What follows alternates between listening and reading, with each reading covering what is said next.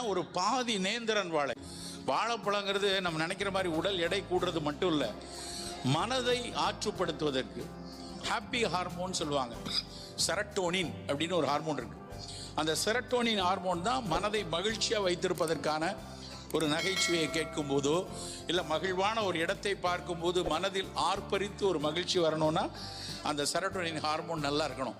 இந்த serotonin dopamine ரெண்டு விஷயம் தான் நம்ம பல்வேறு நம்மளுடைய இயக்கங்களை கட்டுப்படுத்தி கொண்டு போகுது. இன்னொன்று மாதுளை.